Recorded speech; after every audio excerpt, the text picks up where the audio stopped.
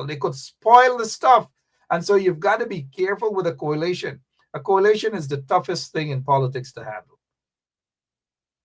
But in Guyana, it lasted a very long time. Check in coalitions around the world for the most part. Israel and those other places, they don't last for long. And so this whole talk about everybody in the opposition come together, some of them might squeeze in. And then when they squeeze in, you see them in parliament, they pull out a penknife and start stab you in the back. It's human stuff, right? For some people. The Bible says the heart is so deceitful. Who shall know it? Can I get an amen from Mark for that, please? I know it's Tom Anderson. I didn't tell you guys that Tom is going to be on. He smiled when I said, the Bible says the heart is so deceitful. Who shall know it? You don't know what a man is thinking right now. I don't know what Tom is thinking right now. But the little bird just whispered in my ear that he is thinking about endorsement. The question is, will Tom Anderson endorse anybody in the Guyana elections? I doubt that, but Tom can speak for himself. Good night to you, sir. How are you? Good night. Good night. Great, Mark. How's everyone tonight? Good to see a good audience on tonight. Hello, everyone. Good night, everyone in Guyana. Good night, everyone in New York and everywhere else. Good to see you guys. Glad to be on. Absolutely. Good to have you on as well. And we are actually glad that you are here. By the way, success story about your children. Congratulations to your kids on the graduation, and congrats to all of you out there. You have kids who graduated from college, high school, wherever. It's just an awesome moment. Tom, congratulations to you on Thank you. behalf of your Yeah, and kids. thank you everyone that follows me on Facebook that shared congratulations and everything. I really appreciate it. Just receiving all the love and the warmth. It was great. So really much love to everyone, and I just felt a part of the whole community, and I felt like their success was shared with everyone. So that was great. So thank you. Yep, you're welcome, and good night to all of you who are now joining us for the first time. Those of you, the regular. Tom, quickly, we got some stuff to talk about Guyana politics. But what's happening with your book? What's going on? Oh, man, we're trying to see. So I'm trying to get people to write blurbs for it now. We've got it out. We've got the advanced copy, the official advanced copy now circulating with a couple of people, and we're trying to get them to write little snippets for us that we'll put on the book covers. So that's where we're at now, and just finished the bibliography. That was about 20 pages. We've got an index. We've got everything cited. So yeah, this is one of those books that's going to be just full of facts and not just stories from unknown sources. No, it's all factual, and it's all put together in a way that over 15 years of research, and it's put together in a way that just tracks some of the biggest things that have happened in the region of Guyana, by the way, over the last 15 to 20 years, especially when it comes to the impact of the United States Senate on Panama and Colombia and Venezuela. Because remember, this book is about Senator Menendez. It's called Gold Bar Bob. And Senator Menendez always had his thumb on the Western Hemisphere. And he always had a focus on this area near and around Guyana because there was such a connection to Cuba and such Cuban influence, and because you have Venezuela next door. So basically, if people in Guyana want to know, why are things the way they are? Why are certain things dysfunctional around us? Why is it that in Venezuela things are so crazy? A lot can be explained by reading the book, because you'll see that Senator Menendez, he was supported in the United States by a group of former Cubans who were anti-Castro, and they were funding a lot of anti-Castro activities in Guyana and throughout the Caribbean. And so, like I said before on a previous show, there was an airline that was blown up over Barbados that had 11 Guyanese passengers. They were students, some of the top students in the nation of Guyana, and they were headed to Cuba to become doctors. And so these Cubans had blown up this plane in a terrorist attack, trying to send a statement to anyone who would support Cuba, because Barbados had opened up a new flight route into and out of Cuba for people who want to come in and out. And these anti Fidel guys were angry about that. They didn't want any country sending planes in or out of Cuba that could support Fidel. And so they blew this plane up. And so that's in the book. And we describe how these guys, while they were financing these terrorist attacks and blowing up planes with Guyanese students on board, they were planning this out of a fashion store in New Jersey, a clothing store in New Jersey in the back room. And these guys were the number one funders of Menendez when he first got into Congress. So we're able to talk about in the book a lot of the ramifications of all of that, how that impacted the Caribbean, and how Menendez's how Menendez's corruption, how that has impacted the Caribbean. And you can see there in Guyana how, a guy like him with all that power, how it got the United States and all of our power to influence your nation in ways that have hurt you guys even today. So a lot of that's in the book, and so it'll be a great read. But there's a bunch of other stuff in there about spy games, crazy spy things going on in the Dominican Republic, in Panama, all kinds of stuff. So it's a great book, man, and I hope Thank everyone you. can grab it. Can't wait to get a read of that book. Any discount? Uh, Guyanese are ready with it. Tom, can I trust a book in Guyana? We say we don't say, can I trust a book, Tom? All right, it's 28 minutes after 9 o'clock. I trust all is well with you guys, wherever you are. Tom, what's going on as you take your binoculars and look into Guyana and all the endorsements? Not really a heck of a lot, but some of them from the opposition just swimming over, crawling over to the PPP. You looking in. How are you? What's your take on all of that?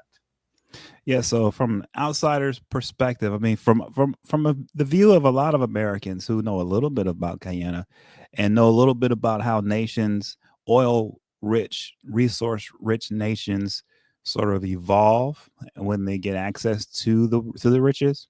Usually, what happens is one party will take over everything, and it becomes a dictatorship. That's like 9 times out of 10. And so it's not a surprise to see opposition members joining the PPP, because the pressure is going to be for everyone to just become one party and therefore there to be a dictator. That's just how it goes. Um, that's what the people of Guyana have to fight against. And so when you see people going over from the opposition to the PPP, it's a sign that the nation is going closer and closer towards a dictatorship. That's what it is. And that's what's happening to you. So everyone has to be aware of this and you all have to understand that you're headed towards a dictatorship.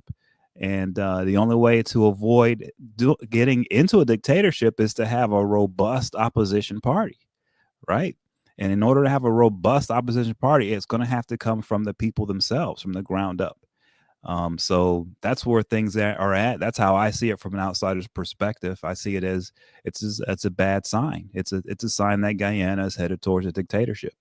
Yeah, quickly, Tom, as they crawl over, some of them crawl. I say they crawl over or hop over like like frogs in a trench. Just hop over to the PPPC. Do you think they some of or all of these guys they mean it when they say that Irfan Ali has done great stuff over the past 5 years? He's a great this and great that. Do you think it's more to do with some sort of opportunity for them over there to benefit themselves, or it's really about development or country? Well, I mean, think about it. In today's world, everyone just cares about their own pockets. I mean, that's just the truth. No one, if you see someone out here in politics who cares about, the citizens and they care about the voters, that's not a successful politician. I'm sorry to break it, but like the reality is we live in a time now where selfishness is seen as a positive trait, and most populations tend to vote with the most selfish individuals who only care about themselves the most. That's who they tend to go with. That's who they tend to like, the voters. Unfortunately, that's just where we're trending as a world right now. And so, so when I see all of this, I'm looking at it. I'm looking at the situation, Mark, and I'm just saying, hey, man, um, all the signs are pointing towards everything headed towards a bad way for Guyana right now, in my opinion. All the way down to, you know, individual voters and just apathy. And so yeah, so what's basically happening is the people, and there are people in the opposition who see it advantageous to themselves, not only politically but monetarily, financially, to support the PPP. That's what happens when you have, you know, a country developing that's so resource rich. Is what normally happens. Is the party that's in power, when the resource money starts coming in, they basically take over everything because they have all the access to the money. And the opposition party members, if they want access to it, they have to join the majority party, the party that with the oil money, right? So slowly but surely, more and more opposition will join the PPP, because that's the only way you can get money, right? And that's the way that they're running this, the PPP. That's why I say this is headed towards a dictatorship. And yes, they're supporting the PPP because from their perspective, this is what's going to benefit them personally the most. And you're going to see more people jump over there, I think, in my opinion. All right, so it's all about an opportunistic move by these guys. It's nothing about country. It's nothing about voters. So do not be fooled, guys. Wayne Caesar is with us tonight. Good night to you, Wayne. Let's jump straight into this whole situation. First question, Wayne, what is your take on these jumpers jumping over into the hell's den, so to speak, by endorsing the PPP regime? Good night again. Pleasant good evening to you, Mark. Good evening, Mr. Tom Anderson, and a pleasant good evening to all of our freedom fighters that are here present with us this evening. Well, Mark, when you look at the jumping, so you look at leadership across the board in Guyana, there is something that is systematically wrong on both the side of the leaders and on the side of the electorate. Now, when we look at the electorate, and I have said this over and over in programs, we have to vet our leaders properly. We need to understand them and to know them inside out. Okay? This jumping, it's weakness. It's weakness, and that weakness is gonna lead to disappointment. Because many are seeing it as the PPP have these elections wrap up, but I don't see that. I don't see that. I believe that the PPP is going to be trounced in these elections. I believe that the Guyanese people understand what is at stake here. The fabric of Guyana as a nation is at stake here. Why are people going to vote for the PPP? What happened? What has not happened in the first 5 years? What will lead the electorate to believe that it would happen in the next 5 years? Okay. And a lot of these hoppers endorse Irfan Ali for a job well done. Well, I don't know what lenses they are looking through. It all starts up with the Henry boys when Irfan Ali promised justice. By all means necessary, he would leave no stone unturned. What happened there? A complete breakdown and failure with that investigation. No justice was ever handed out to that family. The parents of both young men ended up dying. So they didn't just kill two people and Harish, they also killed the parents. That's where I'm going to go with that. Now, $57.7 billion the PPP went back to Parliament for elections. That's for them. That's for them to attempt to pay the Guyanese people. But I believe and I trust that people are now edified and understand that it's only at election time that these handouts are coming their way, and they will wisen up and understand that a handout doesn't last you all the days of your life. You need consistency, you need longevity. Okay?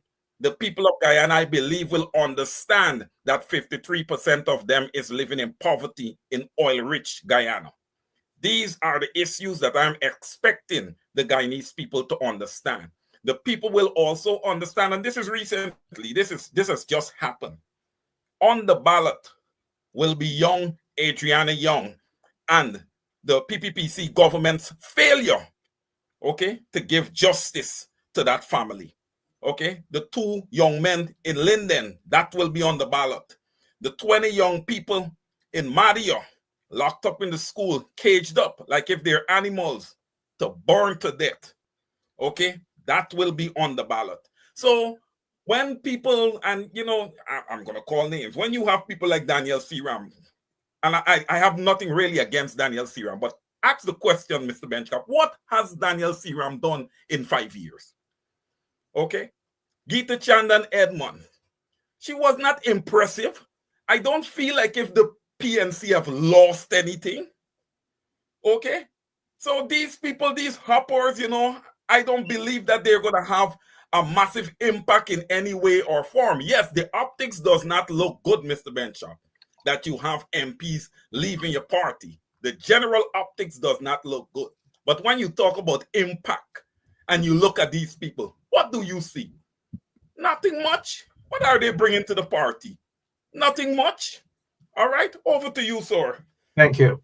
As we move on, 37 minutes after 9 o'clock, points taken. And Tom, as you look into the elections in Guyana, are you seeing the people fired up, ready to go, based on what you've been observing?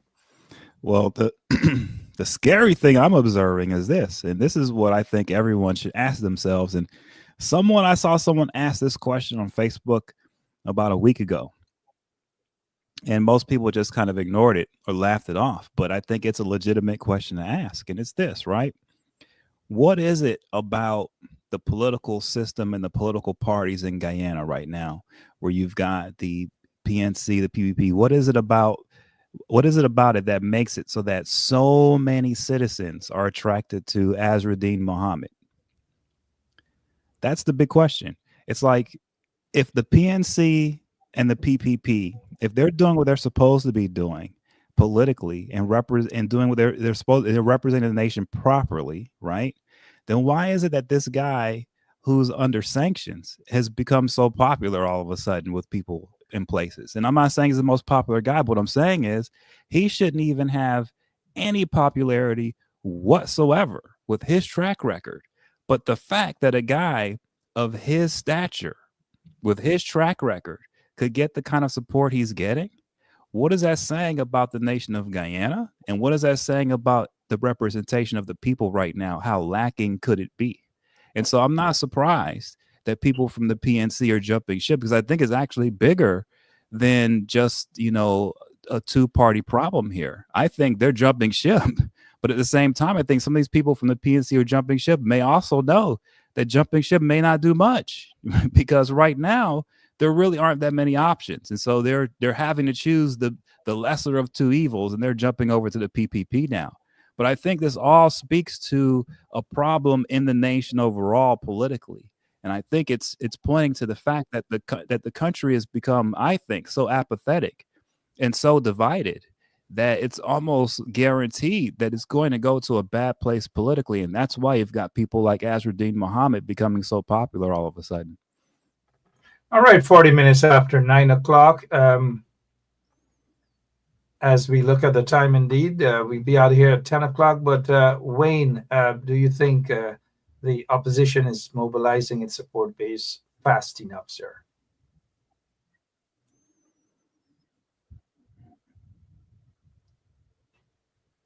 Well, Mark, if I feel that the opposition is mobilizing its support base, well, what the opposition does, especially the PNC party, they do a lot of work that we see, but there's a lot of work that they do that we don't see.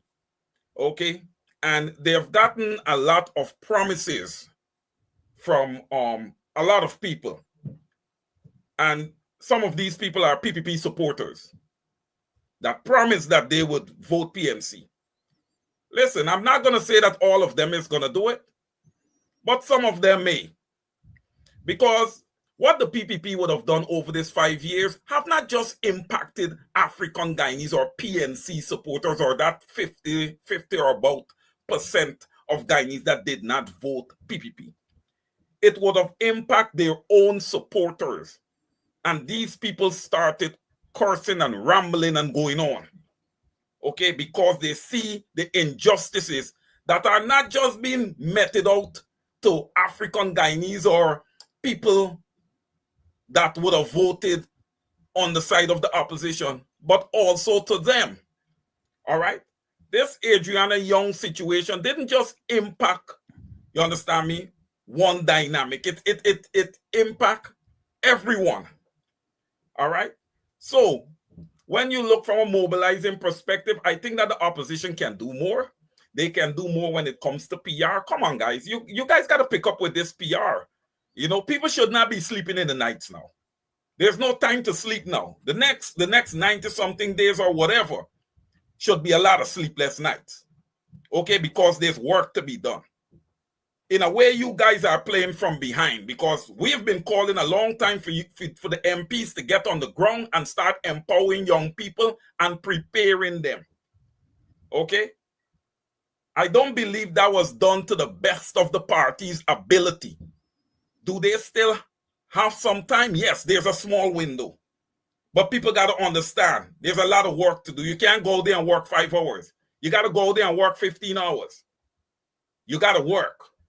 All right? Lots of work. Yes, Rajendra Dinat. Lots of work to be done. So, Mark, there is time for the opposition to get their apparatus and get moving on this. All right? And Mark, let me just touch a little bit on this Azruddin Mohammed impact, because I would have had a lot to say with regards to Azruddin Mohammed over the last week or so. All right? And let me be lucidly clear here. Azruddin Mohammed, the strategy to enter this race late was an excellent strategy. Okay? Excellent strategy. And what I would have seen when Azruddin Mohammed entered this race, the red carpet was rolled out for him. Well, it doesn't work that way, at least with me. Okay? I've got to vet you. I've got to question you on your character. And that is what I did. All right? I'm not going to continuously do it. Why? Because if I do it to him, I have to do it to everybody. And let's remember, Guyana is a representational democracy. All right? And I promise when I get on programs, I am here to work for the Guyanese people. And if the Guyanese people foresee Azruddin Mohammed being a part of their democracy, there's not much that I can do about it, because I made a promise when I get on programs to work on behalf of the Guyanese people. All right? But they have to understand, like I would have said before, you have to vet your leaders thoroughly. Okay? Thoroughly.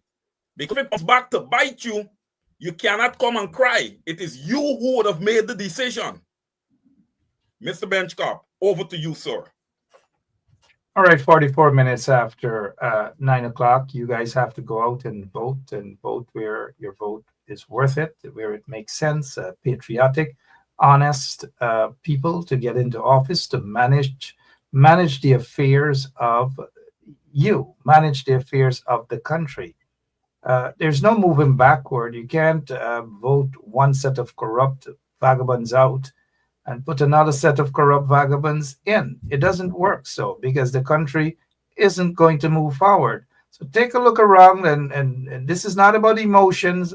This is not about fancy things and things that glitters and all of. This is about your future. This is not about saving any individual. This is about saving a country, an entire nation. Specifically, Tom, what should the leader of the opposition do now to win crossover votes and even those who are sitting on the fence? It's called undecided voters. You being quote unquote outsider looking in, what should the leader of the opposition do at this point? Okay, well, the first problem that the leader of the opposition has is Azruddin Mohammed. I mean, that's the number one problem right now, period. So the first thing he has to do is he has to utterly politically destroy Azruddin Mohammed. He has to make it so that the people have to choose between him or Azruddin. That's it. He has to do that yesterday. If he doesn't do that, then the PPP are going to set it up so that Azradine takes away enough votes from the PNC that it guarantees a landslide of the PPP and puts them that much closer to a dictatorship. So that's where this is going. So I think ultimately the biggest problem that Aubrey Norton has is Excellent point. Azradine Muhammad, and he's got to deal with that now. Period. And that's just it. And so a lot of people love Azradine Muhammad and they're pushing, and because he's the new guy. But at the end of the day, it's either Azradine Muhammad or it's going to be Aubrey Norton, one or the other. People have to make that choice. And so for the people who support Azradine Muhammad but are still hanging around people and have friends who are PNC members, like, you should not be friends with anyone in the PNC. If you're an Azradine Muhammad person, then you can no longer be around PNC people. You have to just be with him, because that's how this is now. You have to make a choice. You cannot ride on two horses. You're either going to be Azradine Muhammad or you're going to be Aubrey Norton. It's one or the other, and that's it. You can't be both.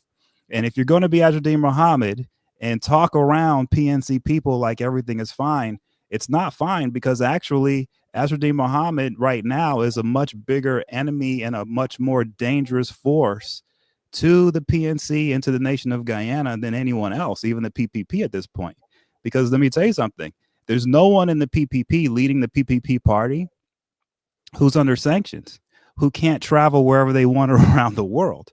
So if Azradine Muhammad, let's say, becomes the president of Guyana, then Guyana will have an outlaw president in the Western world. You will have someone who will have to make it so that Guyana can only do banking with countries all the way across the world. China, crazy regimes, and basically you'll just be shut down as an economy is what will happen to you. So I don't know if people understand that. I don't think they do. They think that, oh, by voting for Azradine Muhammad, what that's going to do is bring wealth and prosperity to Guyana. It's not. It's going to bring a lot of sadness. It's going to bring a lot of pain, a lot of destruction, because he's a man right now that is a total outlaw in the Western world. Total outlaw. And if you make a total outlaw your leader as president, then your entire nation is an outlaw nation. That's how you will be handled. And people like your next door neighbor, Maduro, he will invade you. He will take your land from you, and no one will help you. You'll have Azradine Muhammad there saying, oh, I've got some Muslim guys in the Middle East who are going to help. But what are they going to do? Are they going to fly American F-16s all the way from the Middle East, all the way to fight Maduro out here? Is that what they're going to do? Really? That's not going to happen. So that's the problem that people are facing. No one really understands this when they look out on the horizon. No one, when they support Azradine Muhammad, they don't see it as, oh, if I support him and he becomes president, then the whole country becomes an outlaw country and we get cut off from the entire world, like North Korea. No one thinks of it that way, but that's what's going to happen to you. So that's where we're at right now. The people of Guyana are totally oblivious to this. They don't know that having a guy like Azradine Muhammad as your president will shut you off from the entire Western world. No one understands that. Everyone thinks, oh, we can take on the entire world. We'll do like the guy out in Africa, that guy over there. We'll just take on everybody all by ourselves. We'll rule the world. Ridiculous thinking. That's not going to happen. I'm sorry to break it to you. That's not going to happen. So that's the only road that you have if you support a guy like Azradine Muhammad. You have to become basically the most powerful nation in the world. You have to dominate America. You have to dominate China. This is everyone going to dominate, which means you have to get so many weapons. I mean, this is ridiculous. So anyway, that's what's going on. I look at it and I just scratch my head and say, oh, this place is doomed. But at the end of the day, what I see happening is this. The PPP are going to reap all the benefits of this, period. And they're going to get that much closer to having a dictatorship. And I just don't know what there is for the opposition party to do at this point, because it's almost an impossible position with Azradine Muhammad in the race right now. Absolutely.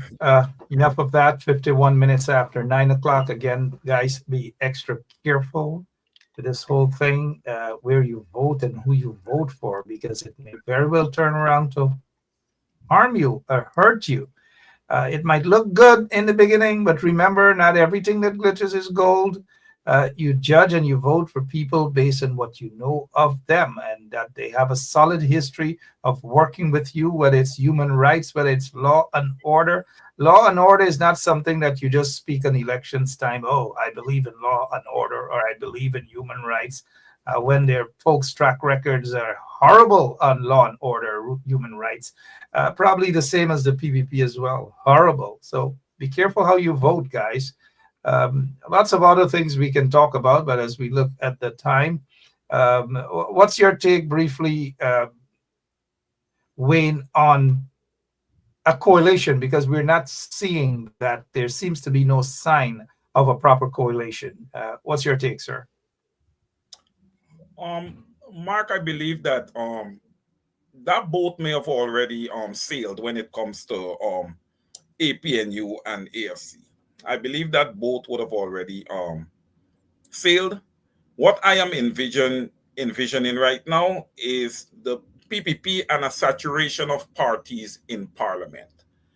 When you talk about democracy and the democratic framework, okay, this aligns with having a more what refined democracy because it's gonna have more checks and balances in place, right? With other parties having seats and not two dominant parties sitting there. Okay, the democracy would be more refined, I believe, and I believe that's the road that Guyana is heading down. I believe that there's a new young demographic of voters in Guyana right now, and they are not happy. They are fierce, okay? And as they continue to multiply, there is a good chance that 30 years from now, there is no PPP or PNC. All right? Because these people are not playing. They're very, very understanding of what would have happened to their parents and the environment that their parents would have been forced to live in under these two parties, more so the PPPC, because since after Burnham, where is the growth in Guyana? You can't just be an oil producing economy and push up some buildings and stuff and have a bridge building and call that, major progress, right? And people always say PPP. No, it's not PPP. It's the taxpayers' money that is building out all this infrastructure and not going directly to them. So we have to really be careful, how we deal with this new young demographic of people. Okay. I think Aubrey Norton as a leader has to come more into contact with these young people because a lot of them is claiming that they don't know him. Leo Waldron, I see a comment that the PPP is not going anywhere. I am going to differ a little bit on that because this Adriana Young situation, and if the PPP does fall at these elections here, I don't see them getting back in anytime soon because if you have a complete coalition or a complete coalition of parties in parliament, I believe that they would be able to penetrate, okay, the PPP economic framework and rebuild it favorably and equitably for all Guyanese. So I do not see the PPP being able to go back in there. That's why it is so critical. That's why they are so strategic. That's why they are so aggressive because they have to hold on to this power. They have to. Over to you, Mark. Thank you so much. At 55 minutes after 9 o'clock, as you prepare to head out and vote. Tom, are we still counting 90 days or we gone down to 80 something now? We're still at 90, September man. 1st. Still at 90, man. I'm telling you. I'll tell you when it starts ticking down. It's still at 90. But I'll tell you this. I'm looking at some of the comments, Mark, and there are a few things that when I'm looking at this situation and I'm not knocking Azruddin Muhammad as a candidate. I'm not saying no one should vote for him. I'm not saying that. What I'm saying is that Azruddin Muhammad, he has connections to parts of the world that are not the United States. That's just the reality. Okay. And so if he becomes president, let's say he becomes president, let's say he wins, he becomes president, right? And people are saying, well, the United States will pardon him. They'll drop the sanctions on him. Why would they drop the sanctions? Why would the United States drop the sanctions on him just because he won the presidency? No, they might make the sanctions even stricter. And here's the reason why: because the Mohammeds are partnered with the enemies of the United States. At the end of the day, when no matter how you want to cut it, they are partnered with people out in the Middle East, out in parts of the world, who are enemies of the United States. And so if Azruddin Mohammed wants to be the president of Guyana, then what he's asking to do is to create a nation state in the backyard of the United States of America that will be an enemy to the United States. That's what will happen, because Azruddin may want to be a friend to America, but the people who back him commercially, the people who he banks with, the people internationally who he was smuggling gold out to, tons of gold out to, those guys are not our friends. Okay. And they're not going to want him to do things that will benefit the United States. And I'm not saying Guyana should do things that benefit the United States. What I'm saying is if you make the leader of your country someone who's partnered with the enemies of the United States of America, and he's in our backyard and he's under sanctions, you can best believe he's not going to get off the sanctions. They're only going to be worse. And it's only going to get worse for the nation of Guyana. More sanctions on the nation of Guyana. Why? Because the nation will then be clearly partnered with people who are our enemies.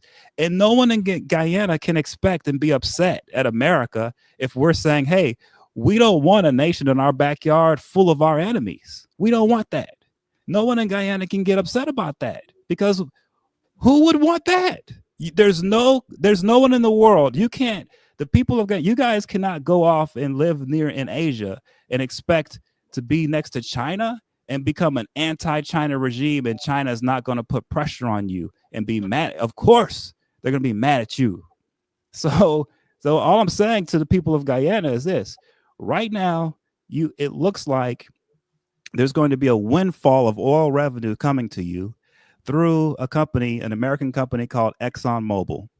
If Azruddin Mohammed becomes president, that probably goes away. Now, you can try to find other ways to get your riches. You can try, but doing it as an enemy of the United States of America and partner with enemies of America in our backyard is going to make it very difficult for your country to do that. Now, I'm not saying that it's impossible. I'm not saying that you guys shouldn't do it. All I'm saying is that that's a very hard road to take. And unless you expect America to go away, I don't know how you expect to be very wildly successful being an enemy to the United States in the backyard of the United States. I just don't understand the idea behind that. I don't understand why anyone thinks that would happen. But that's what people in Guyana are pushing when you're supporting Azruddin Mohammed. And that's the most upsetting thing that I see from my perspective. Thank you so Mark, much, Tom Anderson. Point well taken there. 59 minutes after 9 o'clock. And again, guys, September 1st is Elections Day in Guyana. You've got to get your ID card. You've got to go out there and vote. You've got to be vigilant. You got to make your vote count. It's not about emotions. It's about the future of the country. It's about saving the country, saving your country, Guyana. If you vote to save an individual, then the country goes backward. Be careful. Be careful, because democracy is on test right now. Democracy, freedom of speech. When you go into the voting booth, that's what you vote for. You vote for a country to be healed. You vote, again, read between the lines, you vote to save a nation. Nobody goes into a voting booth to save an individual. Individuals could either go into a church or a mosque or a mandir to be saved, not in the politics for people to save them, disguised as though they care about country. They just do not do that. Wayne, as we look at the time, you were about to say something briefly, and yes, yes, incorporate that with your closing remarks, please, sir. Briefly. sure, Go ahead. sure. I just want to add a bit more to what Tom would have just said. I know from a Guyanese perspective, the Mohammeds are very wealthy. But let me just be quite clear in saying that what the Mohammeds have is like a needle in a whole haystack when you look. at ExxonMobil, the investments they have made in Guyana, amongst other things. So there is no way that I believe that the Mohammeds will be allowed, okay, Azruddin Mohammed is going to be allowed to ascend to the presidency in Guyana, knowing that there may be possible sanctions. Because if there is sanctions on Azruddin Mohammed as president of Guyana, I believe that all oil extraction and all the whole thing has to cease. Okay. So I don't believe that they would allow that to happen. So there may be indictments coming down within that 90 days. Do not be surprised. I will not be surprised. Okay. And now for my closing remarks. Guyanese, hold your heads up here. Hold your heads up.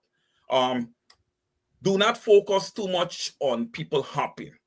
Remember, you have strong leaders who stay in their lanes and lead, okay, who back their party 100%, okay, who has the understanding and the appetite that they are not just serving themselves, but they are serving a people. All right. The people that you're seeing that are hopping, they are just very, very weak, disgruntled leaders. All right. If you are in a party and you are not getting along with, let's say, maybe a leader of the opposition, look, you have to find a way to make things work, because you have to understand that you are representing a constituency, you're representing a people. All right. So let's continue to hold our heads up, ladies and gentlemen. Like I told you guys, strap in, get your popcorn, your caramel popcorn, cheese popcorn, whatever it is. It is going to be a rough ride. But I am of the belief that the opposition will get there. Thank you for having me, Mark. Over to you. Thank you so much. I've noticed that a lot of people are asking, they're begging for an extra 30 minutes. They're begging for an extra 15 minutes. We have lots of other things that we can be talking about. We want to be talking, we ought to be talking about other things. If you notice, I'm silent for now, but I do believe that people should go out and vote. People have a right to exercise their democratic rights. Don't get me wrong with that. But I just don't want to see people throw the country away. I just don't want to. A lot of you have fought for the country. A lot of us have fought for the country in our own way, and for it to be going in a direction that we sense, especially with the PPPC, and for individuals to go and destroy basically what is there in the opposition, and it's not destroying the PPP. It's, if you take a look around, you see what is happening. It can very well be a plan, a well orchestrated plan, in order, like Tom said earlier, for the PPP to get back into office with possibly a larger percentage of votes. You've got to stop that, guys. And if you guys can sit back and understand what is really happening, you'll get a better sense Well, as Mark, to well, where to put your vote. well, That said, though, yeah. sorry, Tom. That said, though, we are going until 10:30. You guys know I'm getting up there in age, and so 10 o'clock was it for me. So, yeah. So, Tom, go ahead. You were making a point, sir. Yeah, I was going to say, I'm noticing in the comments, people are saying that, oh, America will work with Muhammad if he becomes president. And the people of Guyana have to understand, and what I'm going to say here, there are some Americans who are listening, and they're going to be mad when I say this, okay? Because it's the truth, but they don't want people to hear this because it's the truth. But the people of Guyana need to hear this, okay? America would love it for Guyana to be under sanctions. Okay. You know why our country would love your nation to be under sanctions? We would love your nation to be under sanctions because we would smuggle all your oil and steal it from you. That's why. So if Azruddin Mohammed becomes president with the support of the United States, the only reason for that to happen is so that we can put you under sanctions and we can steal all your oil from you. That's it.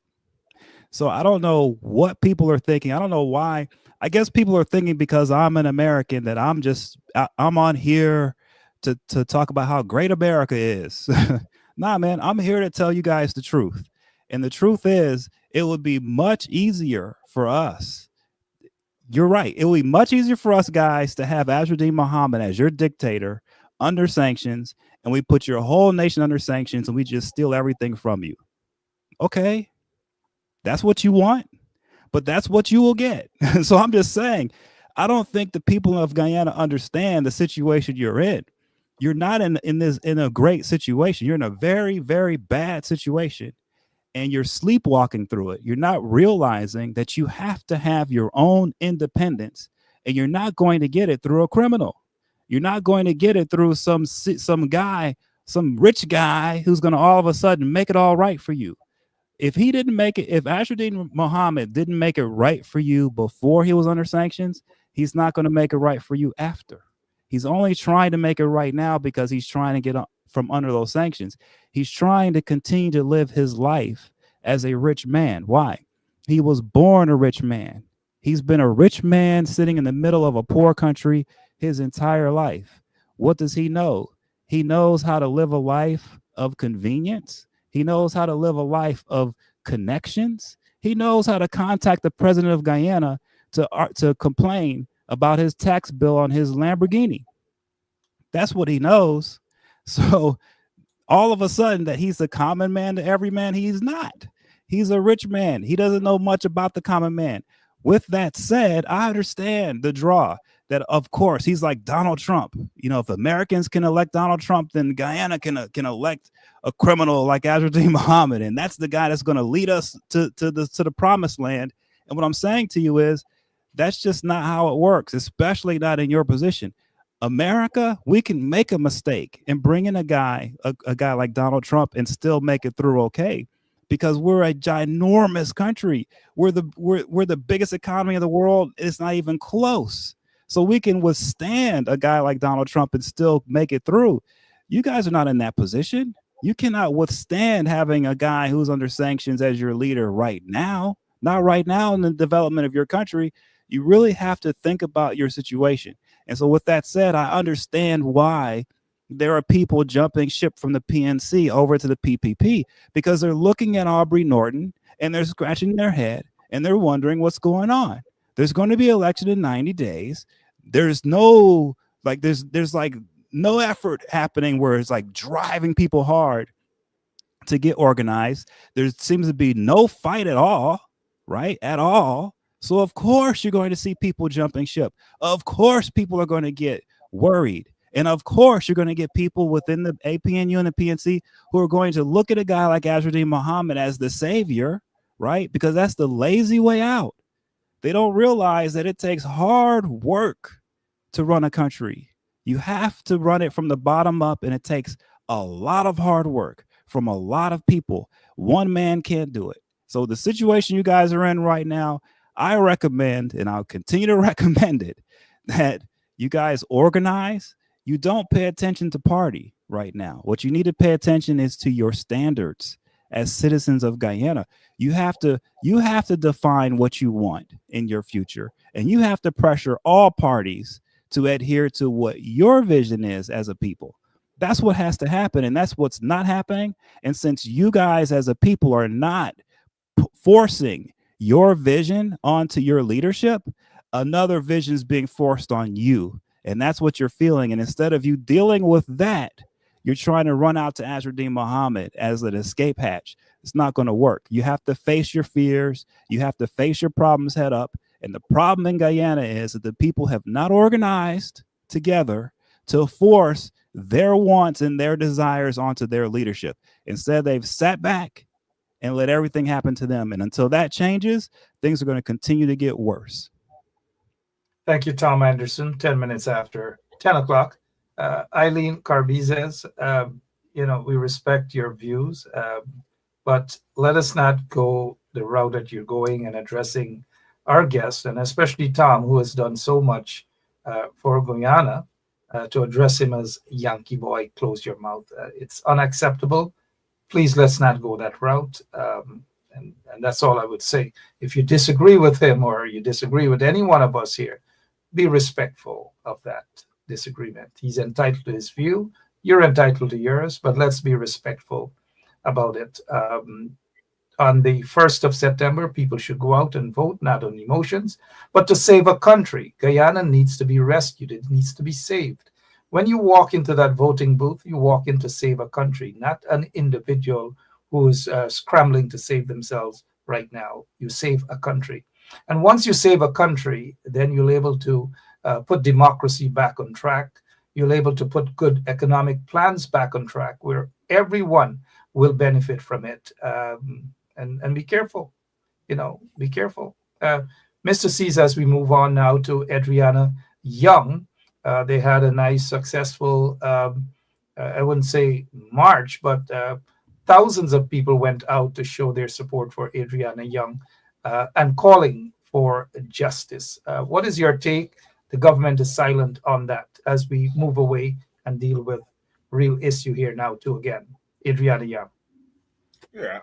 Before I even get into that, Tom, I wanna apologize for Eileen because you have been doing an excellent job. Just giving us great information. And look, the Guyanese people on the ground literally love you. So please, I just want you to know that. Thank you. Okay. I appreciate it. It's So okay. I Nah, I man. I, I I got apologize. thick skin, man. I'm good. And she could, voice her opinion. And I understand why she's upset because I say some things, man, that can get you under your skin. I'm sorry I do that. No, but that not I'm only sorry. that, the bumps raised, as we would say, the bumps raised. You attack her candidate, her choice. It's a choice that wouldn't save Guyana. Guyana needs to be headed on the right track, the proper track. And those few guys, some of them will get a rude awakening. The majority of the opposition, They're right now. They're sleeping, so to speak. But on elections, they are closer to elections. They see a different PNCR, if you ask me. I'm not endorsing anybody, but do not underestimate the PNCR, guys. I think a lot of people are underestimating that party. It's a powerful party. And when those people wake up, some of y'all will be surprised how these elections will go. So don't waste your vote on emotions and trying to save an individual. You save a country. Adriana Young now, please. Mr. Stephen. Thank you so much, Mark. I was purviewed. I did not get to go to this event this Sunday, but I did went out to the candlelight vigil, which was a massive crowd there also. But this one was extremely massive, and it just shows you that the ears of the Guyanese people is on the ground. So if the PPP think that the Guyanese people are sleepwalking, they are fully awake now. I do believe so. And they are calling for justice. They are yearning for justice for Adriana Young. And like I would have said earlier, this is going to be on the ballot. This is going to play a massive role. The murder of young Adriana Young is going to play a massive role in this upcoming elections. It's going to be very, very impactful. It will hurt the PPP tremendously because what? The electorate who is calling for that justice for Adriana Young understands that the PPP will never give them that justice. They know how they have to get that justice by voting in a new government. And let's go over this whole investigation. A new government may request and summon the FBI to Guyana.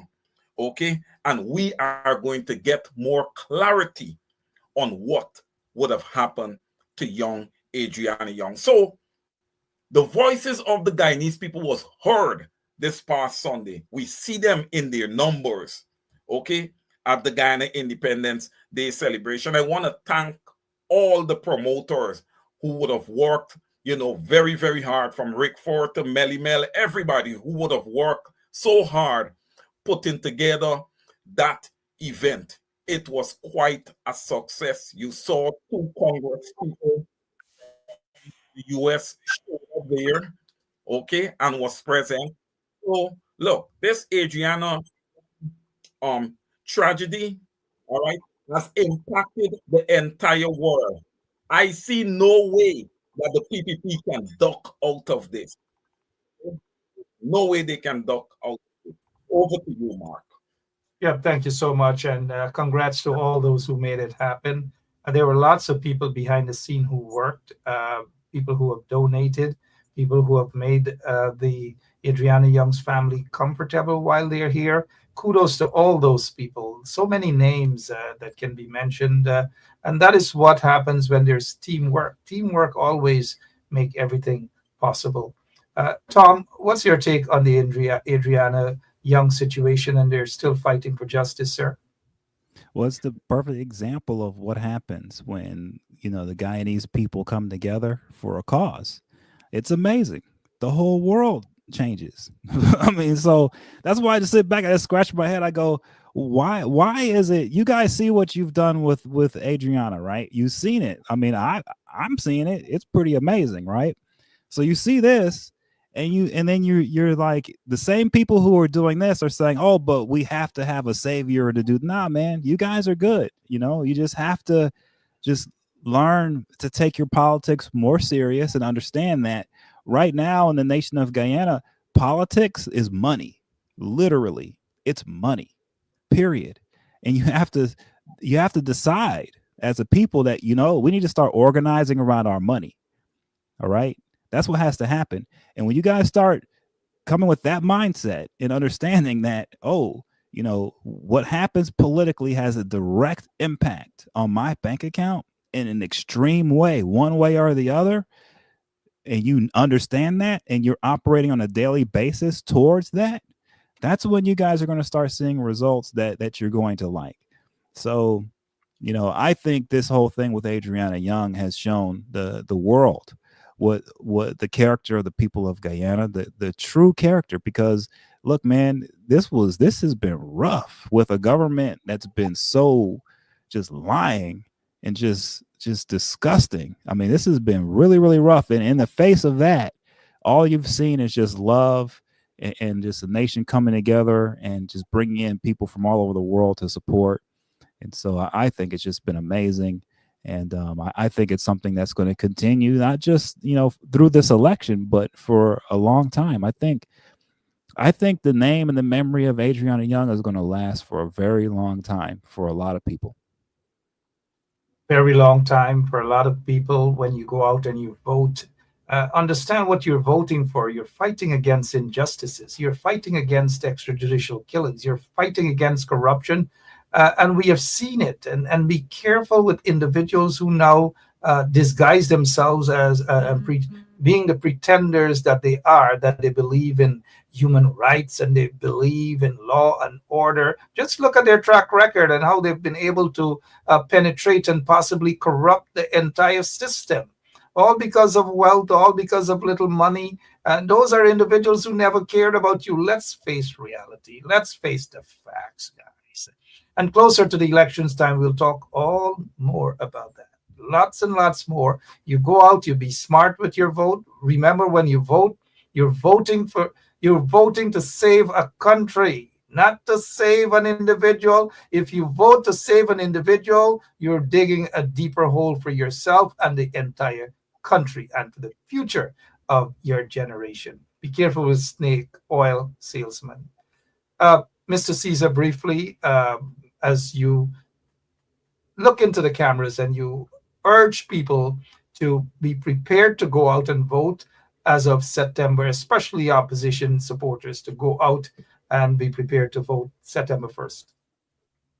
Your closing remarks. Yes, what I would say, yes, thank you so much. Thank you, Mark.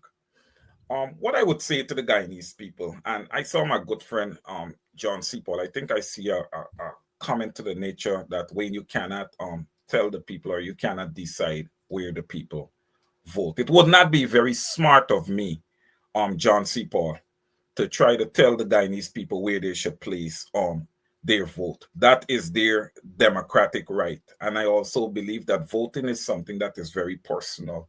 You don't always tell people where you would have placed your ballot. It's a very personal um thing. What I would encourage the Guyanese people to do, right? It's just like the lottery. You cannot win the lottery. You have to be in it to win it.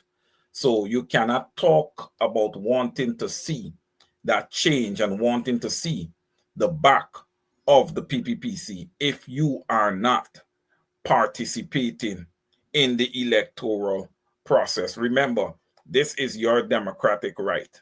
Okay? Guyana is supposed to be a representational democracy. You need to go out and you need to exercise your democratic right by voting. But one of the other things I would like to say to every citizen in Guyana, reach over the fence and talk to your neighbors. As you walk through the highways and the byways in your village, speak to people. Encourage them to vote. All right. I have to ask the people to do this because a lot of times, the resources on the ground, even if they're on the ground, the resources is not enough to get to every single village, more so get to every single person. So we have to use these broadcasts to promote and encourage and empower the Guyanese people to demonstrate their democratic right. Look, for 23 years, the Guyanese people has been conditioned under the PPPC. You're not going to just reverse that by snapping a finger. Okay? It takes time. It takes consistency on speaking to the people, engaging the people. And that's what I want to see more from leaders. I believe sometimes these leaders are a bit stubborn. But look, if you're going to ascend to the presidency of Guyana, you have to be in touch with your people. You have to understand them. You have to understand their needs, okay? So that when you ascend to the seat of the presidency, you can address them directly, okay? So, with that being said, I encourage all opposition parties. No specific party. I don't have a horse in the race. Okay. I encourage all the opposition parties to get out there and to campaign strongly. We talk about 2020 elections being the mother of them all. This is the first election whereby Guyana is an oil producing nation. So blood is in the water. Okay, let's go and get it. All right, the opposition needs to get hungry. And like Tom said, he doesn't see that aggressiveness. He doesn't see that drive. He's not seeing that push. Okay, it's 3 months. Tom said still 90 days. Okay, it's 90 days out. We need to be pushing. We need to be having 4-hour days, sleeping 4 hours a day. Okay, it's that important. You know why? Because we were somewhat lackadaisical through the biannual Congress to now. Okay, so we are behind. So we have to push now. Thank you for having me tonight on Mark.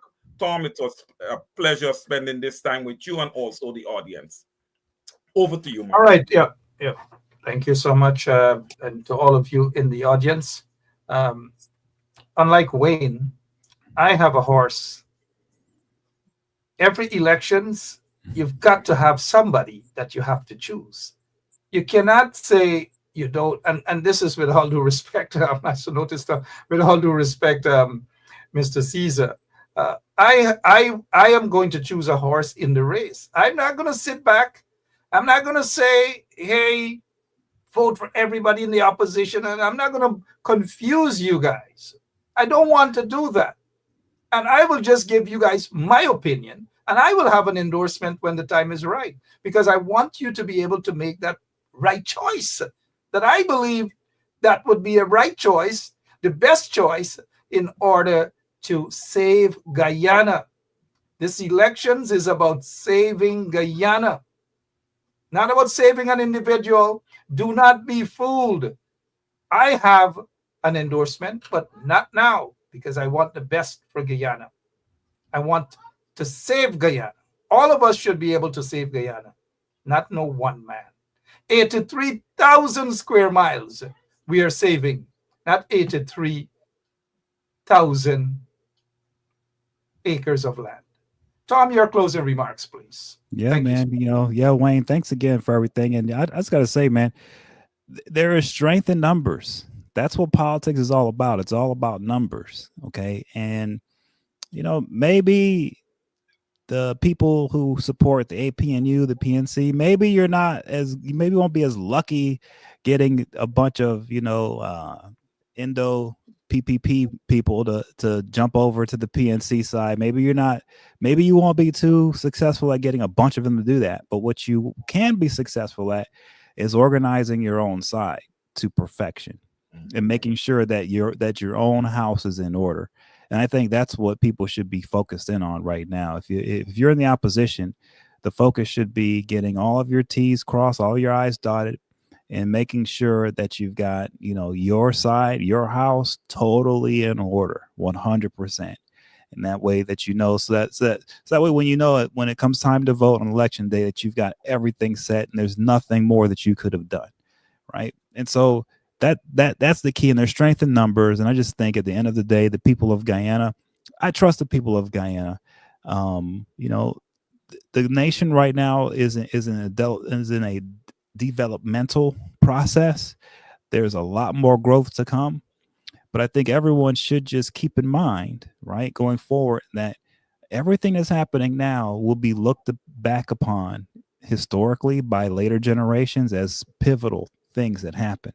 And so we're living through it now, and we're talking about it, and we're saying, oh, this could happen or that can happen. But I guarantee you, 50 years from now, 60 years from now, people will look back during this time that we're living right now, and they will point to some pivotal things going on that we all kind of looked at and didn't think much about it. So with that said, we're living history as we speak. We should be aware of that. And the best way to tackle history, if you want to look good on the other side of everything, is to have strength in numbers and to stick with what's right and what's true. That's how you do it. If you can do that, if you can stay with the truth, if you can stay with what's right, if you can organize properly, right? If you can organize your own house, get your own side in order, if you can do all of that, history will look good upon you, right?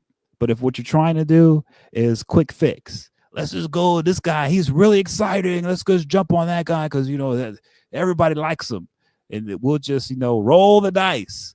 I'm telling you right now, when you're living in historical times, the people who just blindly roll the dice, they tend to be the ones that history looks back upon and says, "Oh, they made a mistake. That wasn't smart." Okay, so be mindful. Organize, there's strength in numbers, and go with what's right and what's true.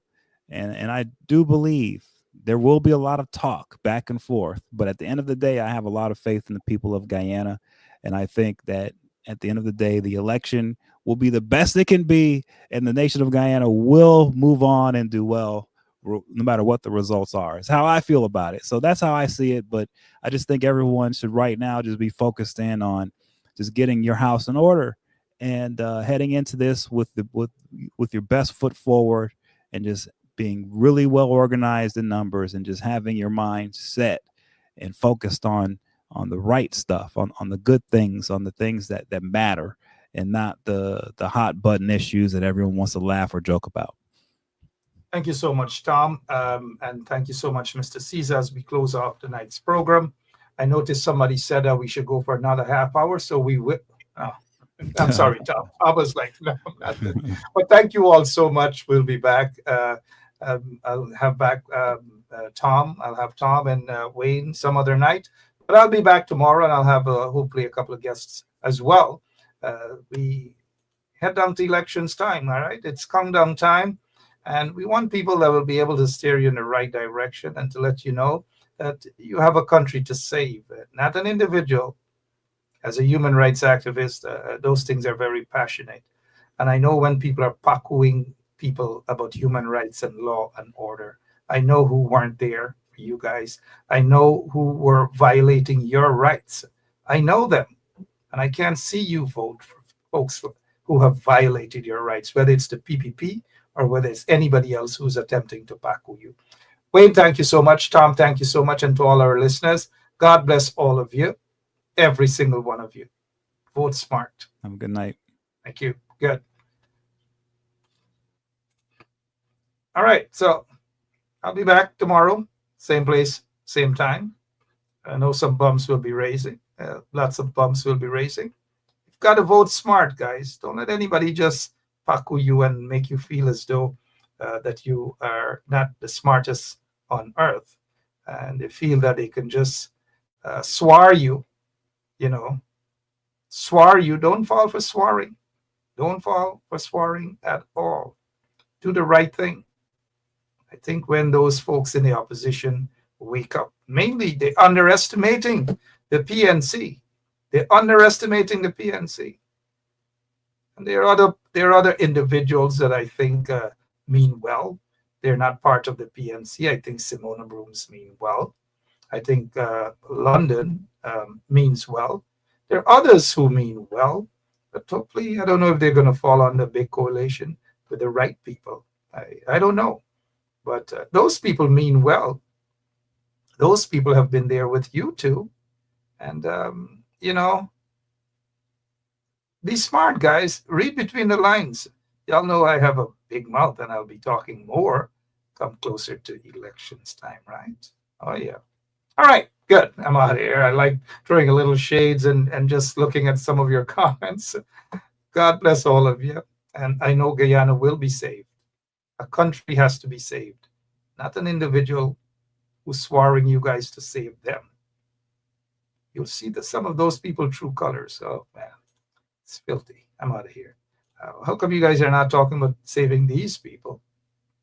They have been persecuted for so many years, but like you guys forget about them.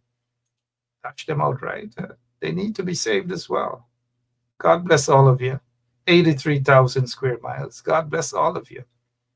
Even if you have 83,000 acres of land. Oh, gosh. People are so lucky, right? God bless you. So long. गोरी गोरी गोरी गोरी गोरी गोरी कभी कभी कहीं कहीं चोरी चोरी छुप छुप के तुम मिला करो प्यारी प्यारी बातें बातें किया करो पर यूं ना मिलना किसी से कभी हमारे सिवा गोरी गोरी गोरी गोरी गोरी गोरी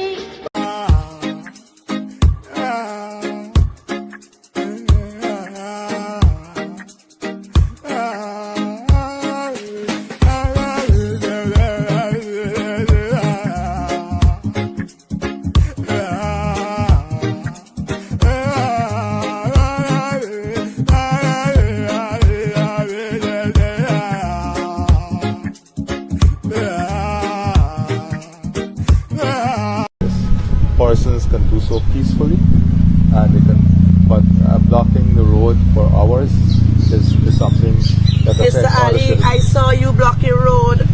Yes, Mr. Ali. I'm just telling you. Mr. Ali, there are videos with I'm just- protesting, ma'am. you being a scrape and a tug. Mr. Ma'am. Ali, this is not, listen, sometimes we gotta put our position aside. No, this is not and position. we gotta put our position I'm aside not here. and place ourselves into people's shoes. I- You got to understand, even those persons who were traveling, yes, they were inconvenienced, but they understood the reason. They understood the reason. I am told. Yeah, my name is Jacinty Caldata Francis Vietnam, and since 1965 I become a voter, and I always place my ex next to the cup, and what they are doing today, I can't take it. So I have no more vote to give to PPP anymore. I'm not going to vote anymore no more. If they have to lose by one vote, then losing it by data. Oh, Jesus Christ, if cost of living double, I don't know what happened. A pound of sugar is $300 already. Flour, everything gone up. Everything just raising. You gotta get about $40,000 for buy good ration. You gotta get 3 man now. A weekend man, a monthly man, and a fortnight man.